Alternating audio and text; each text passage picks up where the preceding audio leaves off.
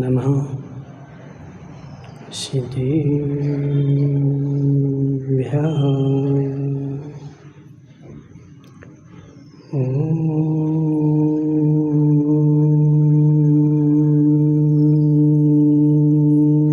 नमः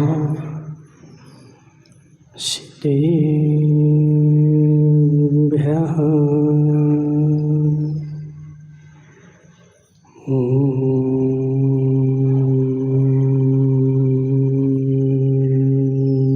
नमः सिद्धेभ्यः।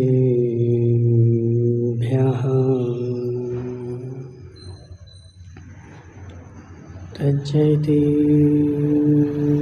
परं ज्योति समं समस्तैरनन्तपर्यायैः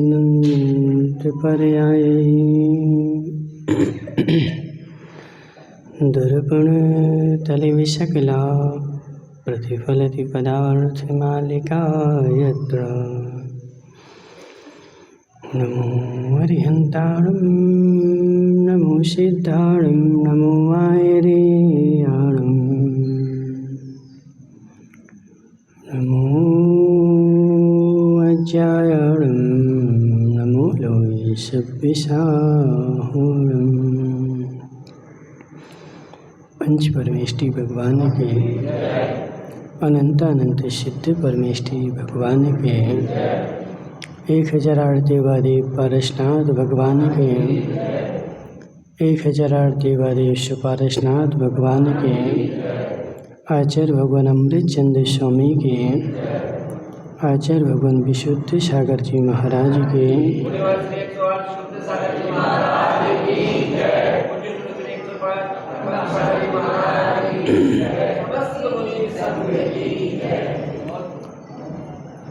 मनुष्य तीर्थंकर भगवान की दिव्य देशना शादवाद वाणी जयवंत हो। आचार्य भगवान अमृतचंद्र स्वामी पुरुषार्थ सिद्धि उपाय ग्रंथ में समझा रहे हैं कि है जीव, मोक्ष का मार्ग एक ही है। मोक्ष के जो मार्ग हैं वह भिन्न भिन्न नहीं है। इस कसाई जीव ने, संसारी जीव ने भिन्न भिन्न मार्ग निकाल लिए हैं, लेकिन वास्तव में मोक्ष के मार्ग भिन्न भिन्न नहीं है। मोक्ष का मार्ग तो एक ही है। और हमारी कसाई के कारण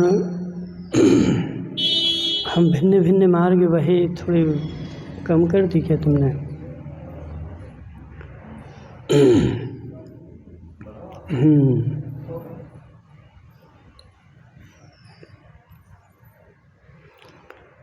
हमने अपनी कसाई के कारण जो भिन्न भिन्न मार्ग बना लिए हैं वह हमें मोक्ष नहीं दे पाएंगे। आज संसार में मोक्ष के मार्ग भी सैकड़ों बन चुके हैं, लेकिन वास्तव में देखो तो जरा कि कितनी अज्ञानता संसार में फैली हुई है कि ना तो व्यक्ति समझना चाहता है और ना सुनना चाहता है। जब तक समझेगा नहीं, सुनेगा नहीं, तब तक सत्यता का पता चलेगा नहीं। पहले सुनना तो पड़ेगा, समझना पड़ेगा। देखो, प्रतिक्रमणोत्तरी एक ग्रंथ है अपने पास, किसी ने पढ़ा हो? हर्षौला जी पढ़ा है? नहीं पढ़ा ना? प्रतिक्रमणोत्तरी नाम का ग्रंथ है, डी.के. जैन साहब। उसमें लिखा हुआ है कि एक राजा था। क्या हो गया? एक राजा था, उस राजा ने नियम ले रखा था।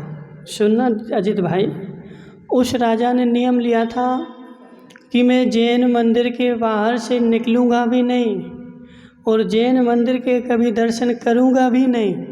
और यदि कभी निकलना पड़े तो मैं कान बंद करके निकलूँगा। समझना, उसने ऐसा नियम ले रखा था। क्यों? बोले जगत में ऐसी मान्यता है कि जैन मंदिर के पास नहीं जाना, भले ही मर जाना। हाथी के पैर के तले दब के मर जाना अच्छा है, लेकिन जैन मंदिर जाना अच्छा नहीं है।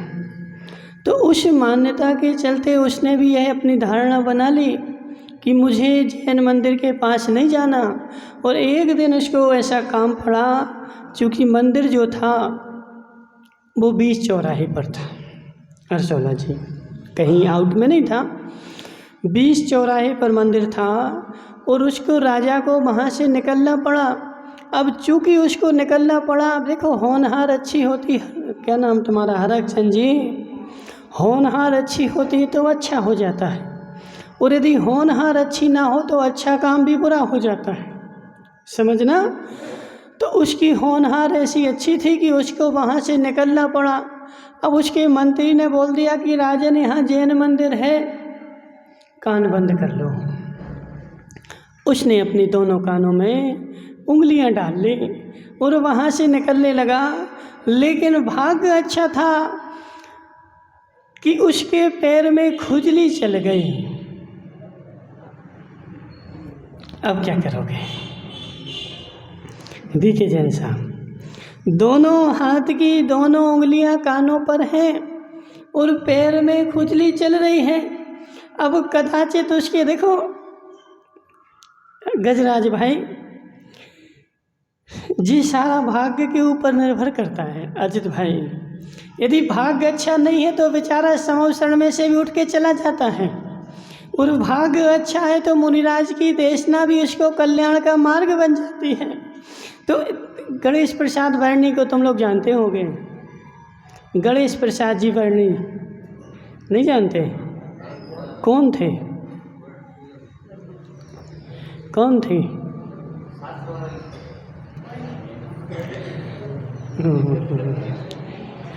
हरकचंद जी कौन थे? वर्णी जी छुल्लक जी तो थे, लेकिन वो समाज से भी नहीं थे।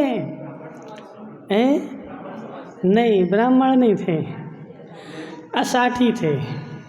ठीक है ना? असाठी एक समाज होती है जो बुंदेलखंड में पाई जाती है। ठीक है ना? वो हिंदुओं में ही आती है। ठीक है? तो असाठी समाज के थे, और उनकी देखो भाग्य इतना अच्छा था कि एक दिन वो जब छोटे थे, छोटे में, और घर में गिल्ली डंडा खेल रहे थे। बाबूलाल जी, तुमने खेला कभी गिल्ली डंडा? खेला ना? गिल्ली डंडा खेल रहे थे और उनकी गिल्ली उचट करके एक व्यक्ति के आँख में लग गई, और वो व्यक्ति चूँकि दूर खड़ा था तो आँख में गिल्ली जैसे लगी तो आँख में से खून बहना प्रारंभ हो गया, और वर्णी जी डर गए कि अब तो मुझे मार पड़ेगी, और वह जाकर के घर में छिप गए। ओम प्रकाश जी जाकर के घर में छिप गए और माँ से बोल दिया कि कोई भी आए तो कहना कि मैं घर पे नहीं हूँ। और वह व्यक्ति पीछे पीछे आया, उसने देख लिया कि ये घर में जा रहा है, वो पीछे पीछे व्यक्ति आया और उसने उसकी माँ के पैर पड़ के बोला कि तुम्हारा बेटा कहाँ है, मुझे उसके पैर पड़ना है। बोले क्यों? बोले उसने मुझे गिल्ली मारी है।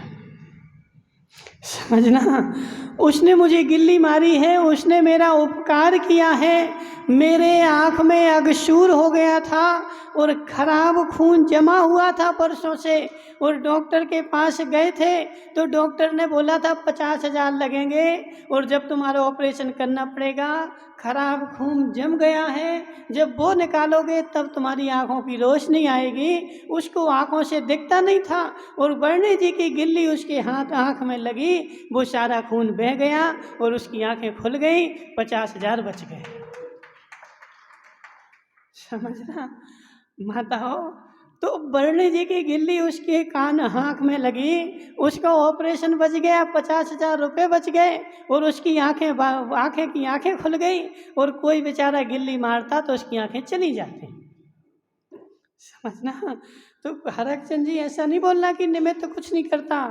पुण्यवान जीव को देख करके पाप आत्मा के भी भाव बदल जाते हैं। बुंदेलखंड में बोलते ना, खरबूजा को देख करके खरबूजा के भाव बदलते हैं। खरबूजी के जैसा सुना कभी? खरबूजा को देख करके खरबूजा भी अपना रंग बदल लेता है। तो उस पुण्य आत्मा को देख करके, वो पुण्य आत्मा देखो साधारण नहीं था।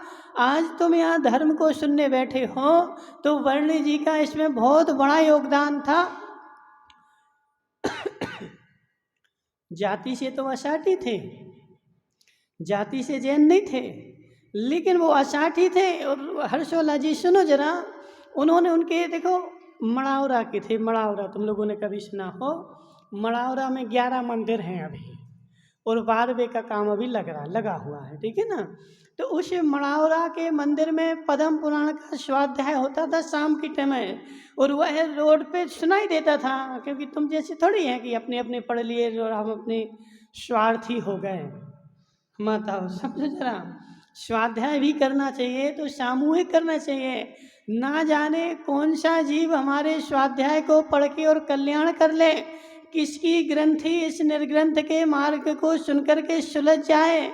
इसलिए स्वाध्याय भी हर क्या नाम तुम्हारा कल्याणमल जी, ऐसा करना चाहिए कि शाम को सामूहिक बैठो गजराज भाई, और 4 लोग अच्छे ऐसे ऐसे पढ़ो कि सामने रोड पर भी कोई जा रहा हो तो उसको भी सुनाई दे जाए। समझना। अब जी आज क्या हो गया ना, बेचारे छोटी बुद्धि वाले लोग हो गए। क्या नाम तुम्हारा? रमेश भाई। आज की बुद्धि की, आज के व्यक्ति का कद भी छोटा, बेचारे की बुद्धि भी छोटी, और बेचारे की सोच भी छोटी। उस महावीर को बेचारे ने अपने ही मान लिया कि मेरे ही महावीर हैं, तुम्हारे महावीर है ही नहीं है। समझो तुम, क्या नाम तुम्हारा? ओम प्रकाश जी, तुम समझो, अभी तुम्हें अपनी बुद्धि जगानी पड़ेगी। तुम ये सोचते हो कि मैं महावीर मेरे ही हैं, तो तुमने महावीर की हत्या कर दी, और महावीर के हत्या करने का पाप तुम्हें लगेगा। राजेश भाई, तुमसे महावीर ने कब कहा कि हम तुम्हारे हैं?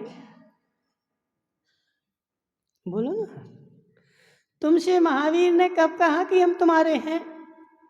तो तुम क्यों जगत में ढिंढोरा पीटते बैठते कि महावीर तो हमारे ही हैं, हम ही उनकी पूजा करेंगे, हम ही उनकी वाणी सुनेंगे, और कोई दूसरा सुन नहीं सकता। सुनो, क्या नाम तुम्हारा? व्यास जी, महावीर जो थे ना, महावीर स्वयं जैन नहीं थे। कौन थे? क्षत्रिय थे। सुनो माताओं, महावीर स्वयं राजपूत थे, महावीर स्वयं क्षत्रिय थे। और ये बेचारे जैनियों ने क्या किया, उनको अपना बना लिया। जबकि महावीर ने किसी भी आगम में, किसी भी पुराण में, किसी भी देशना में ऐसा नहीं कहा कि मैं तुम्हारा हूँ। और ये सारी देशना भी जो लिखी गई ना, तो ये भी क्षत्रिय के निमित्त से लिखी गई। माताओं सुनो, राजा श्रेणिक ने महावीर के समवसरण में जाकर के 60,000 प्रश्न किए। कितने किए?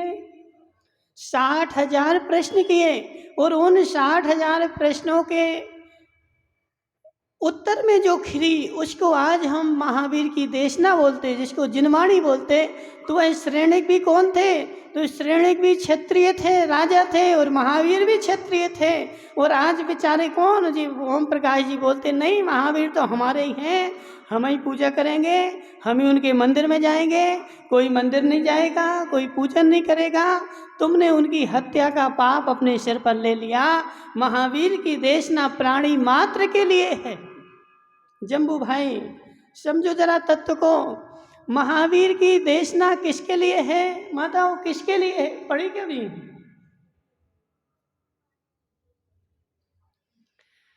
सत्व हितंकराय। क्या बोला? सत्व हितंकराय। सत्व हितंकराय मतलब, सत्व मतलब प्राणी। क्या कर रहे तुम? उसको उठा के अलग रख दो, दूसरी जगह रख दो, ठीक है ना? डिस्टर्ब नहीं करो, उसको नीचे से पकड़ लो और दूसरी जगह रखे। थाली समेत पकड़ लो, ले जाओ। ठीक है ना। सुनो जरा, महावीर ने जो देशना दी है माताओं, वह प्राणी मात्र के लिए दी है। संसार का जो भी प्राणी अपना कल्याण करना चाहता है, जो भी प्राणी सुखी होना चाहता है, जो भी प्राणी मोक्ष जाना चाहता है, उन सब के लिए महावीर की देशना है। और जो महावीर को मानता है वो जैन है। जैन की परिभाषा क्या माताओं? नहीं पता किसी को? क्या नाम तुम्हारा? पंडित जी बोलो जैन की परिभाषा। व्याकरण नहीं पढ़ी तुमने? व्याकरण नहीं पढ़ी तुम लोगों ने माताओं? जिसने इंद्रियों को जीत लिया है वो जिन, ठीक है ना। जिसने इंद्रियों को जीत लिया है वो जिन, और जिन के पुत्र जैन। समझना, जिसने अपनी इंद्रियों को जीत लिया है उसको जिन बोलते हैं, और जो उसको माने वो जैन कहलाता है। मात्र तुम देखो, तुम जैन नहीं हो कल्याणमल जी, तुम कौन हो? धनोप्या हो।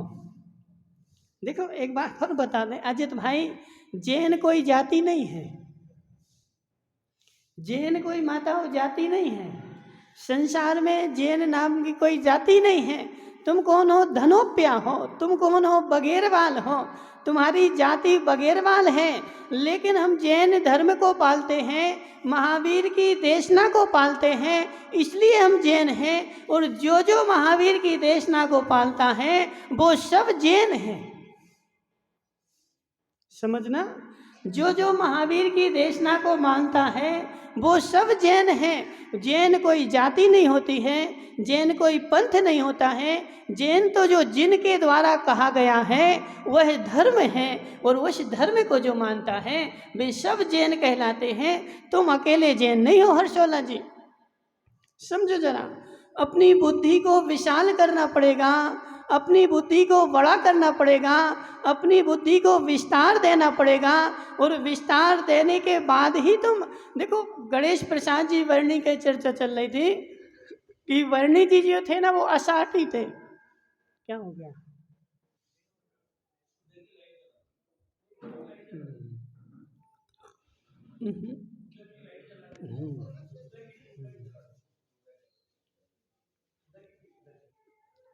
सुनो, क्या नाम है, वर्णी जी जो थे ना रमेश भाई, वो असाटी थे।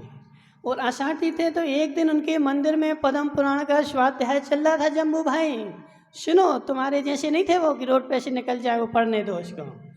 पद्म पुराण का स्वाध्याय चल रहा था तो उन्होंने बाहर से उनको सुनाई दिया थोड़ा बहुत, और वो वहाँ खड़े हो गए और खड़े होकर के सुनने लगे। और सुना तो उनको बहुत अच्छा लगा, और वो वहीं चबूतरे पर बाहर बैठ के, अंदर नहीं गए। क्यों? अब डर लगता ना कि कोई मना कर दे कि नहीं आओ यहाँ, क्या है। तो बाहर बैठ के सुनने लगे, और बाहर बैठ के सुन रहे थे। जैसे ही सभा समाप्त हुई तो अंदर से पंडित जी बाहर आए, तो उन्हें हाथ जोड़ के क्या बोला, पंडित जी तुम जो पढ़ रहे थे वो बहुत अच्छा था। क्या पढ़ रहे थे? बोले पद्म पुराण। बोले हम भी सुन सकते हैं।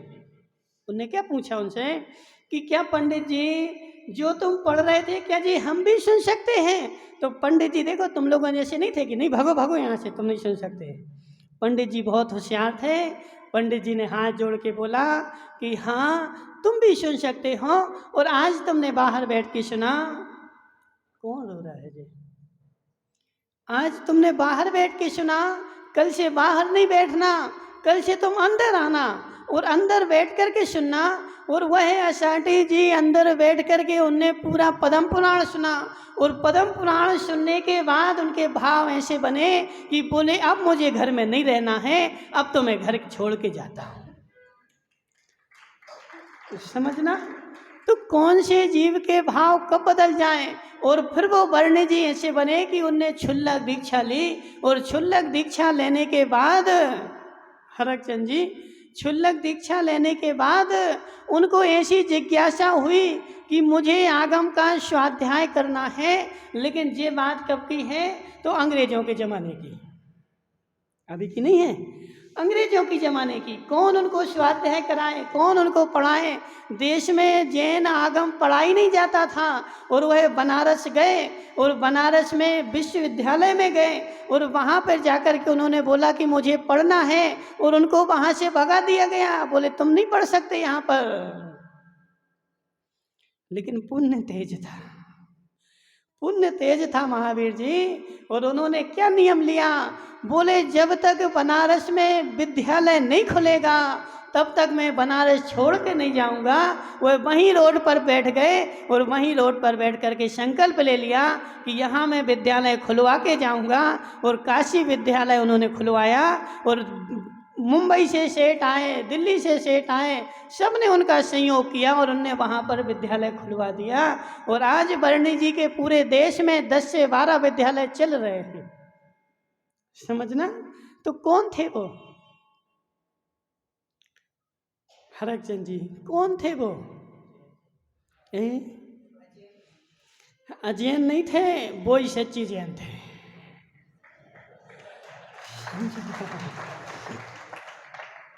वो अजैन नहीं थे, वो ही सच्चे जैन थे। उनने महावीर की देश न सुनी। और जो बेचारा जम्बू तो देखो सुन लेता सब कुछ, सुन करके क्या बोलता, बोले महाराज हमें तो संसार में रहना है, रहो संसार।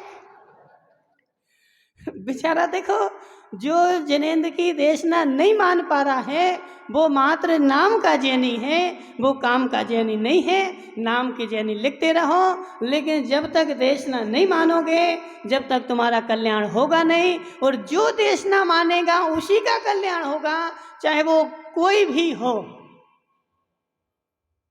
बाबूलाल जी तुम इस अहंकार में नहीं रहना कि हम जैन हैं।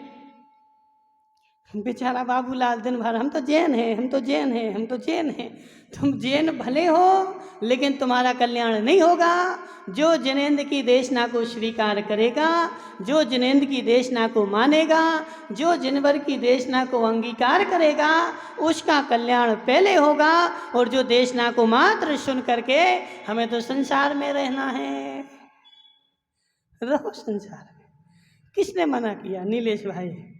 किसने मना किया? संसार बहुत बड़ा है, 343 घन राजू का है। तुम तो एक छोटे से मकान में ही रहते हो और देशना को नहीं मानो। 343 घन राजू पूरा तुम्हारा।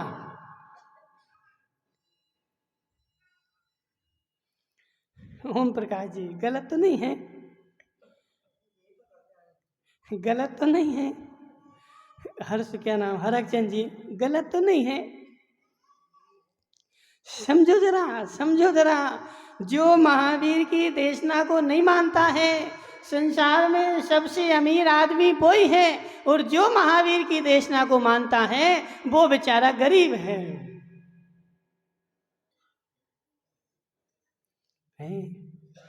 नहीं पच रहा, नहीं पच रहा।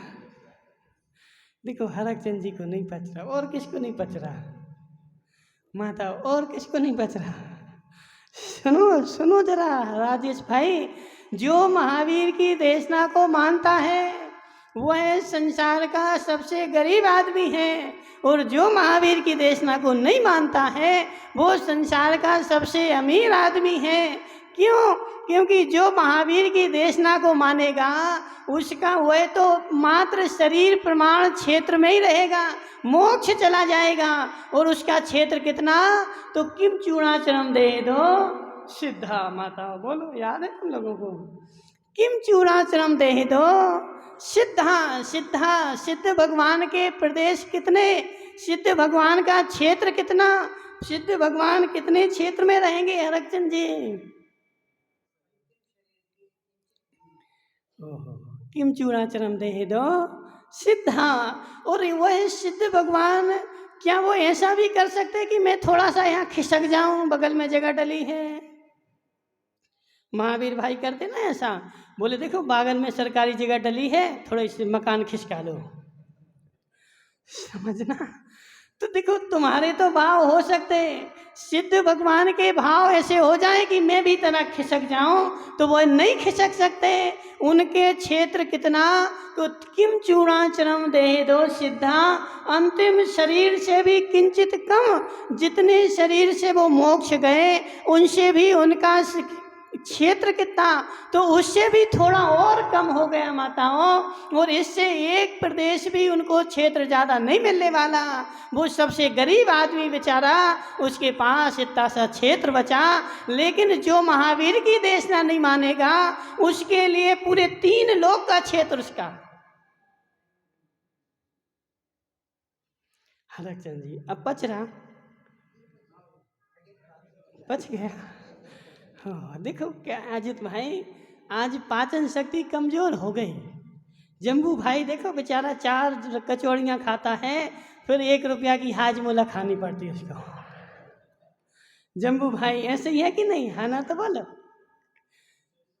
कचौरी खाते ना, फिर नहीं वो नहीं बोल रहे, मना नहीं कर रहे, तुम तो घर पे बनवाओ देवी से और 4 नहीं 14 खाओ, मना नहीं कर रहे तुम, ठीक है ना? लेकिन जी सुनो यहाँ पर, वो जब नहीं पचती तो क्या करते हो? हाजमोला खाने आते, ठीक है ना? क्यों? क्योंकि पाचन शक्ति हमारी कमजोर है। उन भरत भगवान के जैसे पाचन शक्ति हो। भरत भगवान की माता को कितनी थी पाचन शक्ति पता है? नहीं पता। भरत को तो जानते कि नहीं जानते? भरत को जानते हो? नहीं जानते? आदिनाथ के पुत्र और इस युग के प्रथम चक्रवर्ती, 6 खंड के राजा, उनकी पाचन शक्ति कितनी थी हरकचंद जी? तुम्हारे जैसी, कल्याणमल के जैसी। वह चक्रवर्ती का भी भरत का, अजित भाई भरत का भोजन जो बनता था वो 360 रसोइये बनाते थे। कितने? 360 रसोइये बनाते थे, और 360 रसोइये मिलकर के 2 लड्डू बनाते थे मात्र। कितने?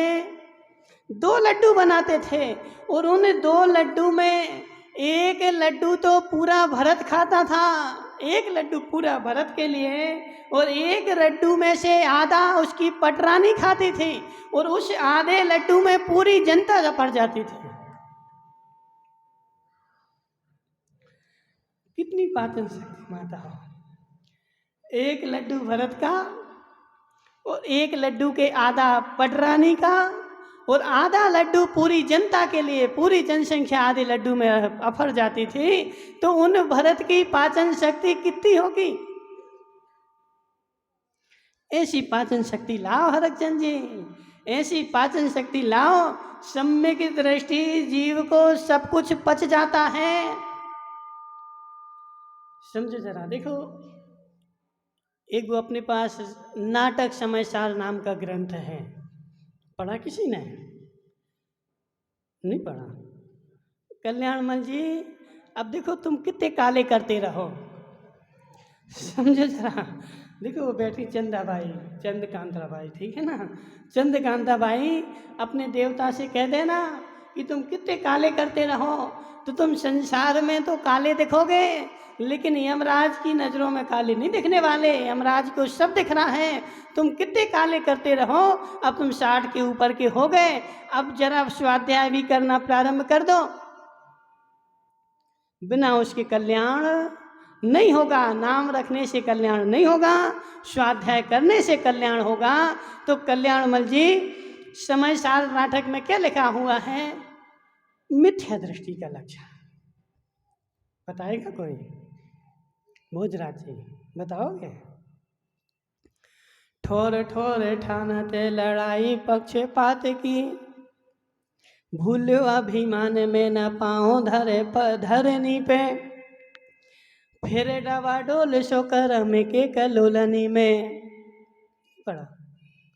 मिथ्या दृष्टि जो होता है, धर्म में न जानते बखानते भरम रूप, ठोर ठोर ठानते लड़ाई पक्षपात की, भूलो अभिमान में न पाओ धरे धरनी पे। जी किसका लक्षण है? नीलेश भाई मिथ्या दृष्टि का लक्षण यहाँ पे लिखा हुआ है कि धर्म न जानत है बखानत है भ्रम रूप। बेचारा धर्म तो नहीं जानता है और भ्रम रूप बखानता फिरता है संसार में। इसलिए क्या नाम तुम्हारा जम्बू भाई, भ्रम रूप नहीं बखानना। यदि आगम पढ़ा हो तो उपदेश देना, और नहीं पढ़ा हो तो मौन हो जाना। यदि तुमने नहीं पढ़ा और बेचारे ने झूठा उपदेश दे दिया तो सीधा नरक गति का बंद होता है। व्यास जी सत्य बताना ऐसा है कि नहीं है? कभी जानता तो है नहीं है, और कभी उसने देखा भी नहीं उठा करके, लेकिन कोई पूछने आ जाए तो मानता भी नहीं है, देखा उपदेश दे करके ही रहेगा। और फिर वो मन का उपदेश देगा और महावीर का नाम लेगा, घोर मायाचरी करेगा और फिर नरक में जाएगा। जम्बू भाई समझो जरा, समय तो देखो होने को है लेकिन बताए देते हैं, ठीक है ना। सुनो क्या नाम, जम्बू भाई, जम्बू भाई धर्म का मिथ्या उपदेश देने वाला तो पापी है, लेकिन धर्म का मिथ्या उपदेश सुनने वाला महापापी है। समझो जरा, धर्म का, हरकचंद जी, धर्म का मिथ्या उपदेश देने वाला तो मात्र पापी है। वह बेचारा पापी स्वतंत्र है, वह तो बेचारा बैल बना घूम रहा है संसार में। जैसे देखो बैल घूम रहा ना, देखो उस बैल को पीछे देखो जम्बू भाई, जम्बू भाई उस बैल को देखो पीछे, दिख रहा है ना, दो बैल खड़े हैं। वह बैल बेचारा अपने अहंकार में घूम रहा है कि मुझसे कोई ताकतवर हो तो आओ मेरे सामने लड़के देखो। और जम्बू भाई चला गया अहंकार में कि चलो हम लड़ते तुमसे। क्या दशा होगी बताओ जम्बू भाई, क्या दशा होगी? उस बैल के सामने लड़ने जाओगे गजराज भाई तो जम्बू की क्या दशा होगी? नहीं बताओगे?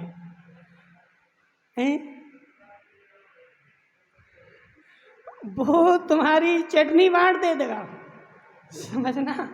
जैसी माताएं वो कैथ की चटनी बांटती ना, ऐसे वो बैल तुम्हारी चटनी बांट देगा। अब यह बताओ क्या नाम गांधी जी, जो बैल के सामने लड़ने जाएगा उसको तुम होशियार कहोगे कि मूर्ख कहोगे?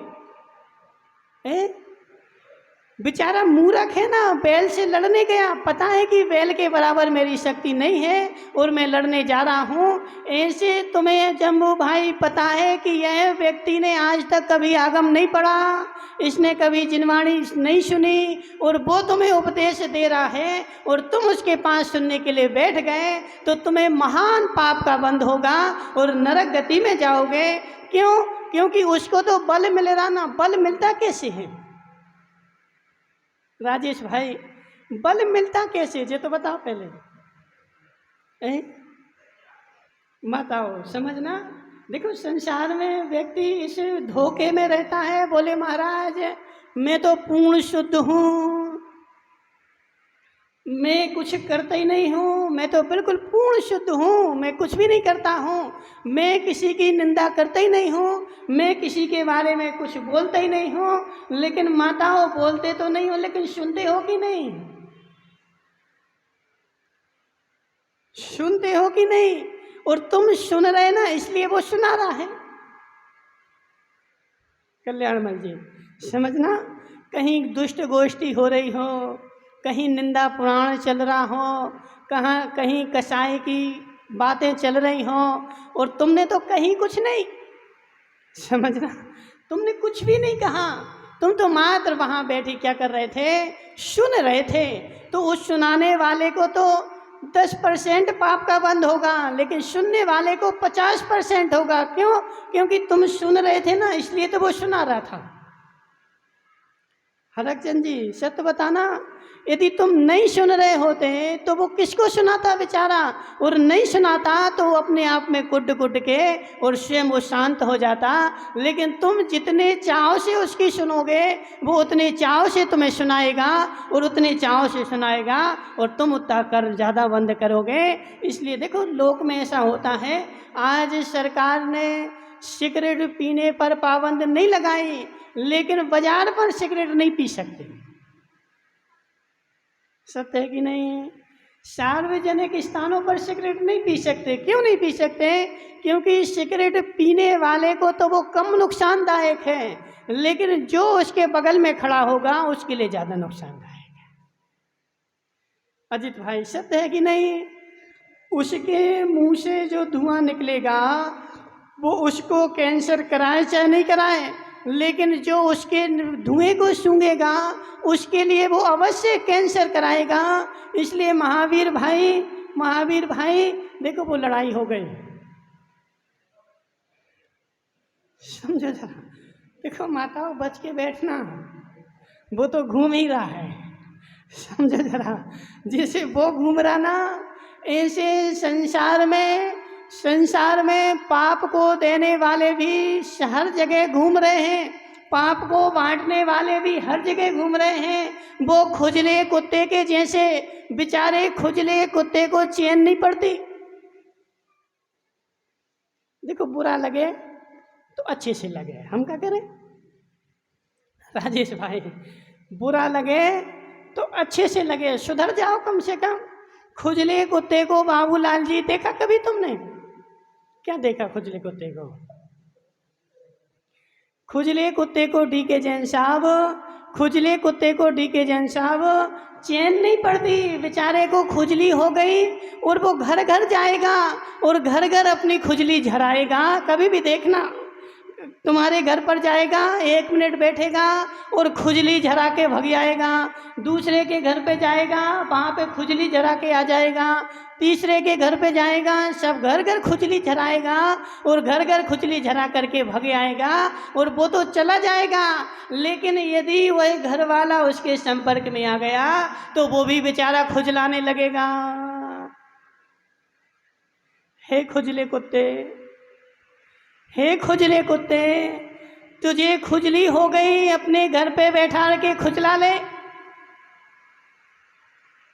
हे खुजले कुत्ते, तुझे खुजली हो गई, अपने घर पे बैठ के खुजला ले, दूसरा तो तेरी चपेट में नहीं आएगा। ऐसे हे निंदा पुराण करने वाले, तुझे निंदा करनी है, अपने घर पे बैठा ले, अपने घर पे बैठ जा और अपने घर पे करता रहे। बेचारा देखो, निंदा करने वाला खुजला कुत्ता है।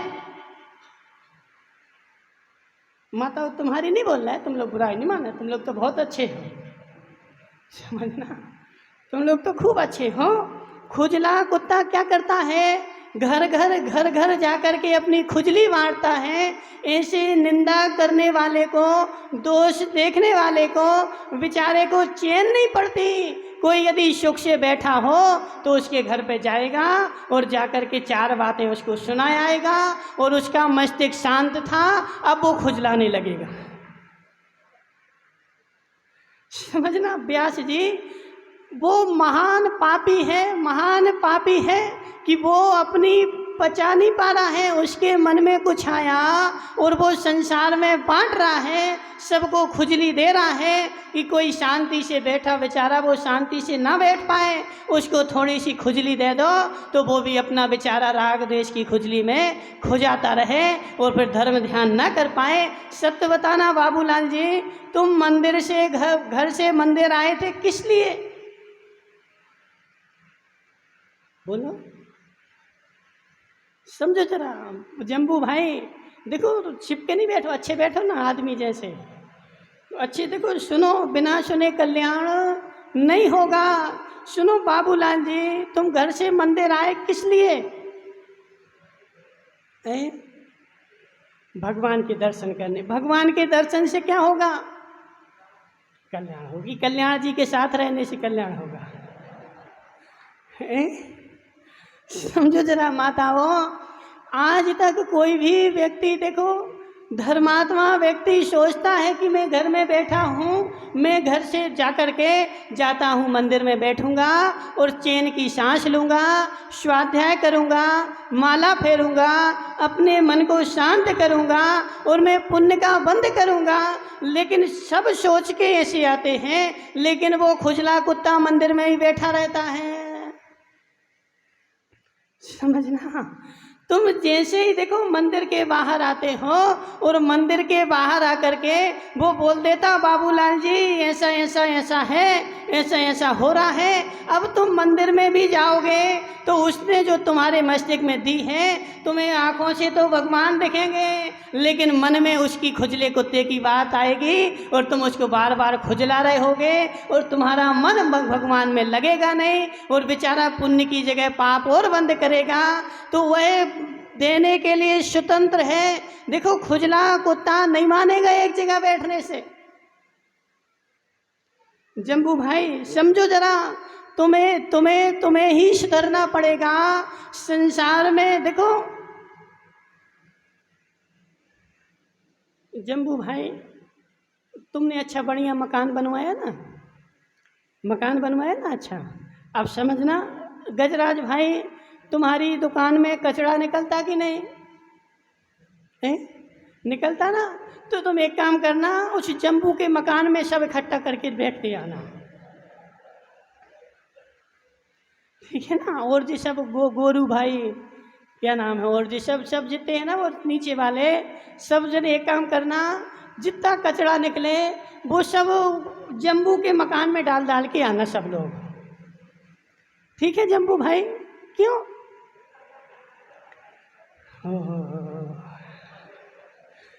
देखो बेचारा क्या बोल रहा है। बोले महाराज वो मकान हमने रहने के लिए बनाया है, मोहल्ला वालों के कचरे डालने के लिए थोड़ी बनाया। बढ़िया मार्बल लगाया, उसकी घिसाई करवाई, सब कुछ करवाई। ऐसे जम्बू भाई जैसे तुमने वो मकान बनाया कचरा फेंकने के लिए नहीं बनाया, तो यह मस्तिष्क में संसार का कचरा क्यों फेंकवाते हो?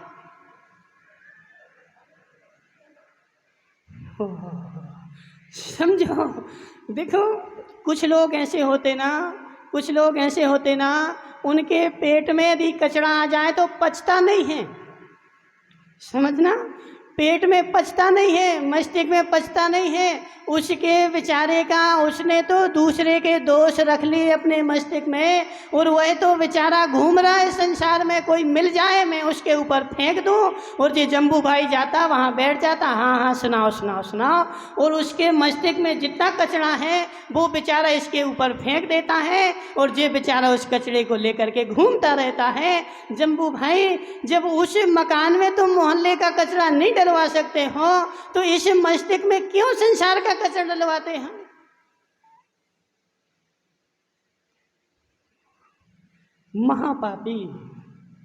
महापापी बाबूलाल जी, महापापी कौन? दूसरे का कचरा अपने मस्तिष्क में डलवाने वाला महापापी। और तुम वहाँ पर बैठ करके उसकी बातें सुन रहे, और वो तुम्हें सुना रहा है, और सारा उसका जितना मटेरियल है ना अंदर का, जितनी उसकी राग देश निंदा पुराण, सारे पुराण तुमने उसकी सुन लिए। इसलिए जम्बू भाई कल्याण करना है कि संसार में रहना है?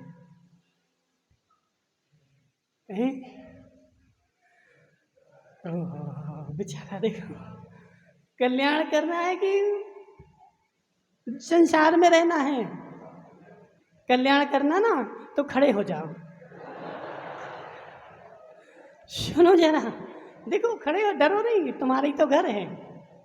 जम्बू भाई तुम एक नियम ले लो, ज्यादा नहीं, बस एक छोटा सा। कौन सा लिया? देखो अभी एक में थोड़ी काम, बहुत सारे लेने पड़ेंगे ना। देखो बड़ा नहीं है, मानो, हम विश्वास करो, बड़ा नियम नहीं देंगे, तुम्हें छोटा सा देंगे। एक नियम ले लो छोटा सा, ठीक है ना? हाँ ना तो बोलो, हाँ ना तो बोलो, ठीक है ना? ज्यादा नियम नहीं है, बड़ा छोटा सा नियम है। इतना सा नियम है कि जब ये गजराज तो अपने घर के दुकान का कचरा टोकनी में भर के आए और तुम्हारे घर में घुसने लगे, तो तुम अपने दरवाजे बंद कर लेना, ठीक है ना?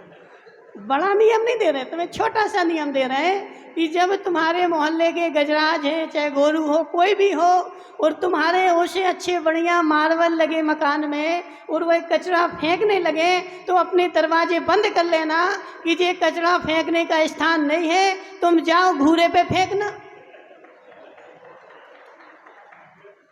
बस इतना सा नियम, बड़ा नियम नहीं दे रहे, ले लोगे। देखो वो फेंकेगा, वो फेंकेगा गजराज भाई, तुम मानोगे क्या? नहीं फेंकोगे? नहीं फेंकोगे? फेंकेगा वो, बोला देखना, समझो जरा।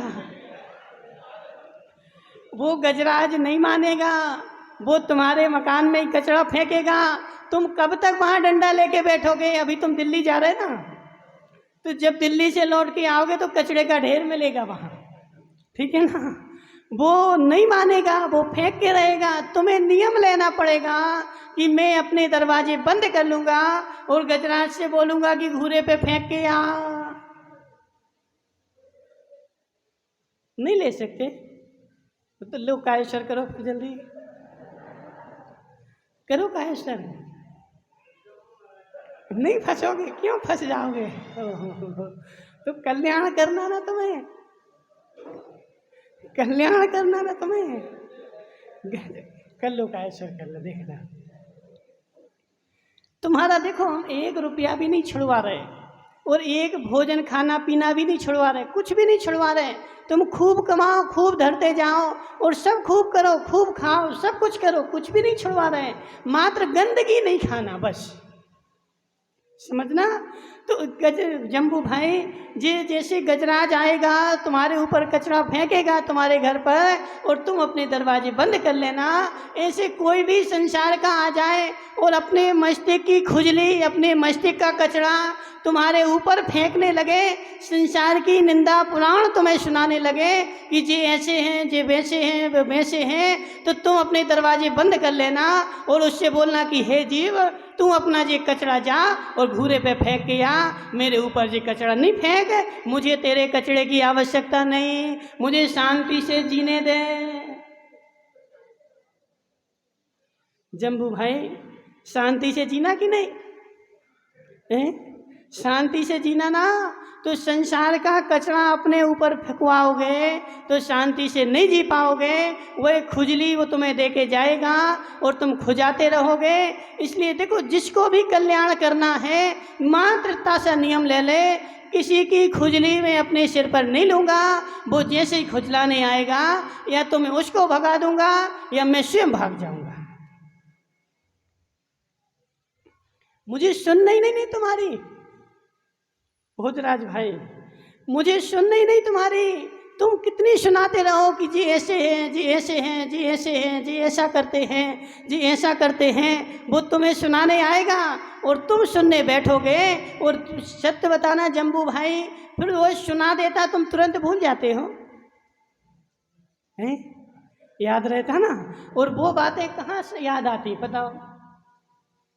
दुकान में तो कम आएंगी, जब मंदिर में आकर के शांति से बैठोगे तो फिर उसकी सारी बातें तुम्हें याद आ जाएंगी और तुम अपनी खुजली खुजाने बैठ जाओगे और भगवान तुम्हारे मस्तिष्क में रहेंगे नहीं। इसलिए तुम पाप का बंद करोगे।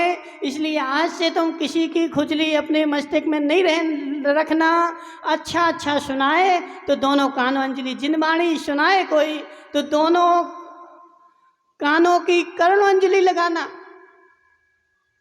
ओम प्रकाश जी, पानी पीने के लिए कैसी अंजलि लगाते? पानी पीने के लिए कैसी अंजलि लगाते?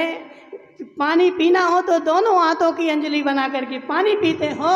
और ऐसे जिनवाणी कोई सुनाने लगे तो दोनों कर्ण अंजलि लगा करके उसकी जिनवाणी पीना। और कोई निंदा पुराण सुनाने लगे तो भग जाना या भगा देना, ठीक है ना। मुझे तुम्हारी सुनना ही नहीं। तुम अपना कचरा अपने घर पे ले जा और अपने घर पे तुम अपने उस कचरे को इकट्ठा करना। मुझे तेरे कचरे की आवश्यकता नहीं। यदि जिनवाणी सुनाना हो तो मैं तैयार हूँ, अच्छी वाणी सुनाना हो तो मैं तैयार हूँ, कल्याण की बात सुनाना हो तो मैं तैयार हूँ। लेकिन मैं तेरे इस निंदा पुराण को सुनने के लिए तैयार नहीं हूँ। मैं तेरी खोटी बातों को सुनने के लिए तैयार नहीं हूँ। यह मेरा मस्तिष्क जो है ना, सिद्धशिला है, सिद्धशिला। जम्बू भाई, अपने कमर पे हाथ रखो, दोनों पैर फैलाओ और फैलाओ, फैला फैला, थोड़ी जगह दे दो उसको। और फैलाओ, जगह नहीं है, और फैलाओ। क्यों नहीं फैलेंगे? फैलेंगे ना।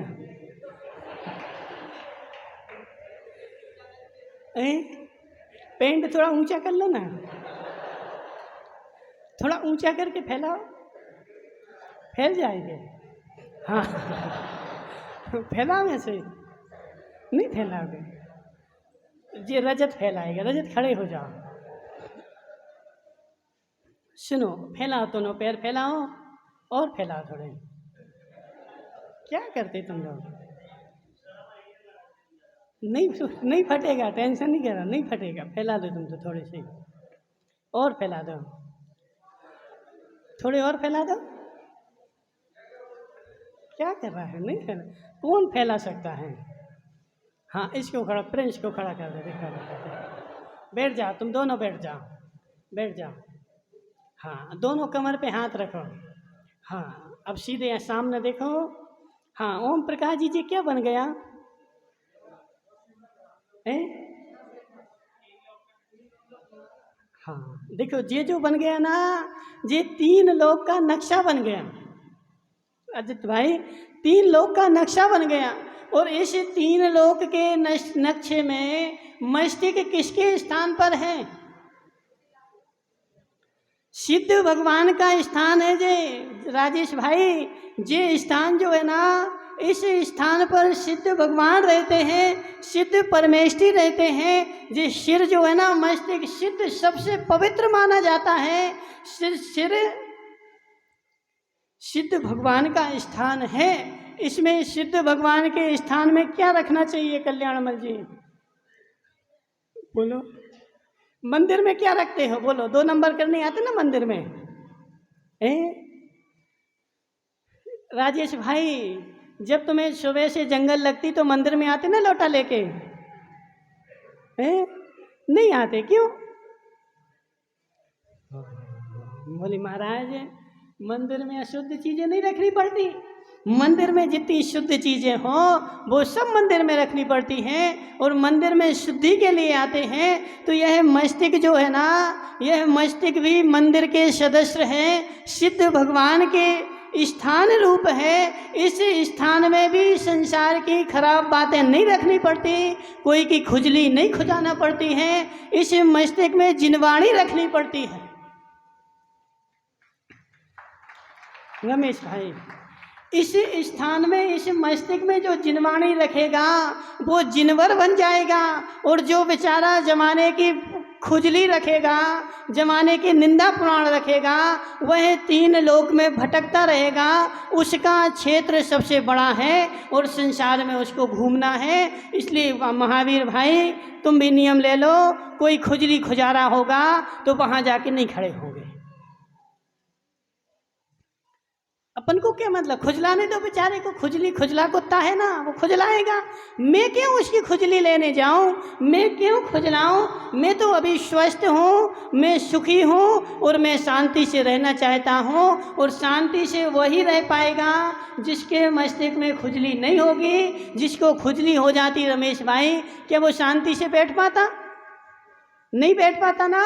तो इसलिए मुझे किसी की खुजली नहीं लेना है। कोई खुजारा हो, राजेश भाई तू खुजाता रहे, मुझे तेरी खुजली नहीं चाहिए। तू अपनी खुजा ले और जब शांत हो जाए तो घर चला जाना। मुझे तेरा एक भी कचरा, 1 भी % तुम्हारा कुछ भी नहीं चाहिए। मुझे तो सिद्ध शिला चाहिए है, मुझे तो मोक्ष चाहिए है। तो मोक्ष वही जाएगा जो पर की खुजली नहीं लेगा। और वह मिथ्या दृष्टि, वह सिद्ध भगवान। देखो, सबसे गरीब संसार में कौन है? तो सिद्ध भगवान है। हरकचंद जी, अब तो पच रहा है, नहीं पच रहा है? नहीं पचेगा। देखो, पचाना पड़ेगा, बिना पचाए काम नहीं चलेगा। सिद्ध भगवान सबसे संसार में गरीब है और मुझे भी संसार का सबसे गरीब बनना है। मुझे अमीर नहीं बनना है। और गरीब कब बनोगे? जब छोड़ोगे। रमेश भाई, गरीब कब बनोगे? जब छोड़ोगे। संसार का सब सिद्ध भगवान के पास क्या बचा बताओ? माताओं, सिद्ध भगवान के पास क्या बचा? एक आध मकान तो होगा ना, दुकान होगी, नहीं है। ओहो, रहने के लिए स्थान भी नहीं, वो सिद्ध भगवान के पास है। माताओं, भगवान सिद्ध शिला में क्या करते हैं? अभी देखो, झूठ मूठ लोग बोलते हैं हमें तो मोक्ष जाना महाराज, मोक्ष जाना। यदि मोक्ष का स्वरूप देख लें तो बोलेंगे नहीं, अब नहीं जाना है, बट यहीं अच्छे हैं। माताओं समझो जरा, गजराज भाई, यहाँ तो तुम्हारी देवी रोटी बना देती और तुम खा लेते हो, लेकिन मोक्ष में कोई रोटी मोटी नहीं देने वाला तुम्हारे लिए, न तुम्हें कोई पूछने वाला है। और ठीक है, मोक्ष में बैठने का स्थान भी नहीं मिलता। मोक्ष में कोई स्थान ही नहीं बैठने के लिए, जमीन में आधार ही नहीं तुम्हें बैठने के लिए। वो सिद्ध भगवान तो बेचारे क्या करते हैं, ऐसे लटके रहते, ठीक है ना। सिद्ध शिला में कैसे लटके रहते, जैसे वो गैस का गुब्बारापन छोड़ते ना तो छत में जाके लटक जाता है, ऐसे जम्बू भाई वहाँ तो वो सिद्ध भगवान जो है ना ऐसे ही लटके रहते। कब तक? अनंत काल तक। कोई बैठने के लिए जगह नहीं, कोई रोटी खिलाने वाला नहीं, कोई पूछने वाला नहीं, कुछ भी नहीं, लटकते रहो। कहाँ? अनंत काल तक लटके रहो बस।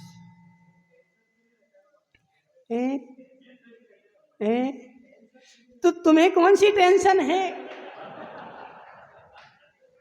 ओम प्रकाश जी, तुम क्यों संसार की टेंशन लेके घूम रहे? सबकी खुजली तुम खुजाते फिर रहे। तुम ले रहे टेंशन इसलिए है, संसार में टेंशन संसार में भी नहीं। टेंशन फ्री रहो ना, अपने खाओ पियो मस्त रहो, क्यों दूसरे की खुजली लेने जाते हो? तो इसलिए गजराज भाई, ये मस्तक जो है ना उत्तम स्थान है, सबसे बड़ा स्थान है। और कोई तुम्हें खुजली देने आए तो उससे बोल देना कि हे जीव, मुझे गरीब होना है, मुझे मोक्ष जाना है, मैं संसार का सबसे गरीब आदमी बनना चाहता हूँ, मैं अमीर नहीं बनना चाहता। तू अपना माल अपने पास रखे रहे और अमीर आदमी बन, तो पूरा 3 लोक तेरा है, जा यहाँ से। ओम प्रकाश जी, 3 लोक तेरा है, दिया तुझे 3 लोक, तू रहे 3 लोक में। मुझे 3 लोक में नहीं रहना, मुझे 3 लोक के अग्रशिला पर तनुवाद वलय में रहना है। इसलिए तू अपना माल अपने पास रख और तेरा माल तुझे 3 लोक दिलाएगा। सारे 3 लोक में तू प्रदेश प्रदेश पर उत्पन्न होगा।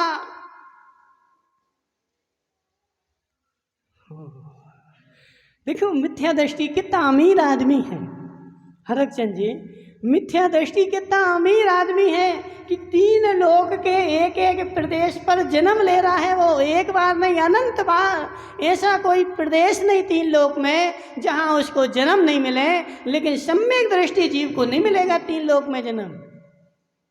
गरीब हो गए ना वो तो राजेश भाई, अब तो वो गरीब हो गए ना, 3 लोक से छूट गया। वो तो मात्र कहाँ रहेगा? मनुष्य बनेगा और स्वर्ग जाएगा। और यदि आयु बंद हो गई होगी तो नरक जाएगा एक आध बार, और वो भी पहले दूसरे तीसरे नरक में, इससे नीचे वो नहीं जाएगा। बेचारा इतने लोक से गरीब हो गया, और आगे बढ़ेगा और गरीब हो जाएगा। सिद्ध भगवान संसार के सबसे गरीब आदमी हैं। तो जिसको गरीब बनना हो वो दूसरे का कचरा अपने ऊपर न डलवाए, और जिसको अमीर बनना हो, इस 3 लोक में भटकना हो, सो खूब कचरा वाले हैं। ये ट्राली भी जाती है, सो बोलते हैं ना हम बैठे, हमारे ऊपर डाल दो पूरी ट्राली, वो मना नहीं करेगा। ओम प्रकाश जी, सत्य बताना जी, कचरे की ट्राली आती ना, कचरे की ट्राली, अब तुम मुझसे बोलोगे कि ये कचरा मेरे घर में डाल दो, तो कितने पैसे लेगा?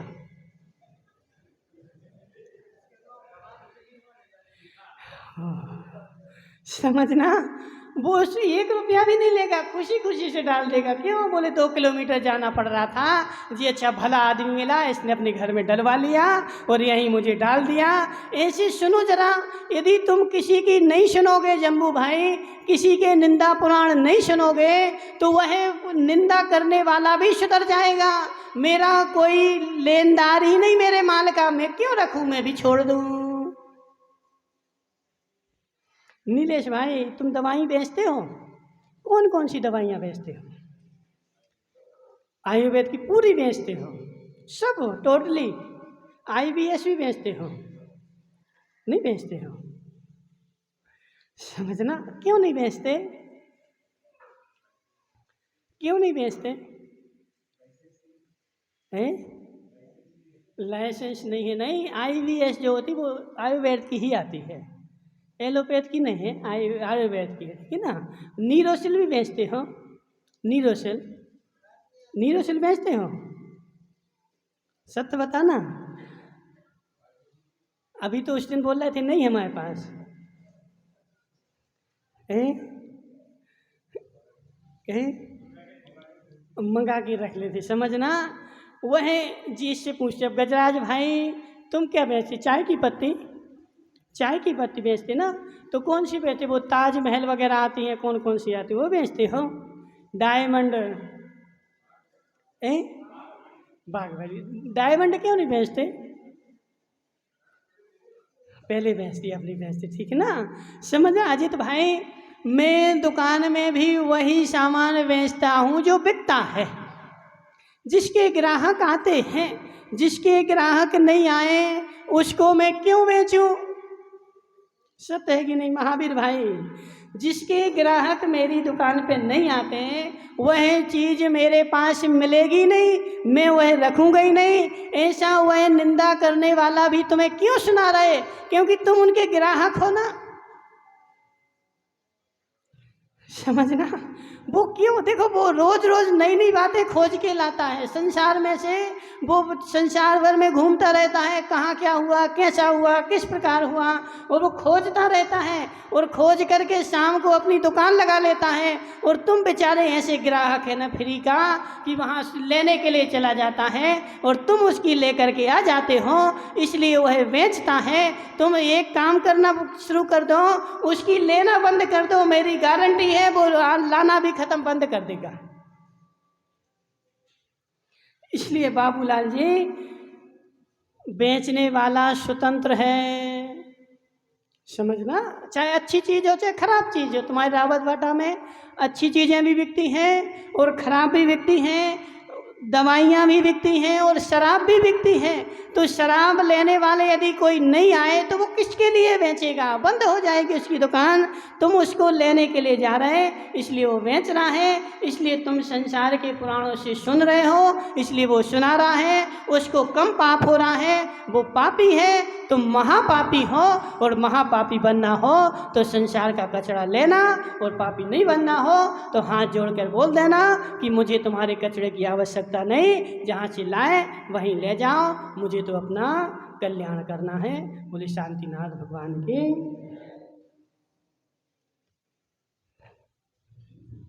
बाहर से बनाने वाले अनुभव के लिए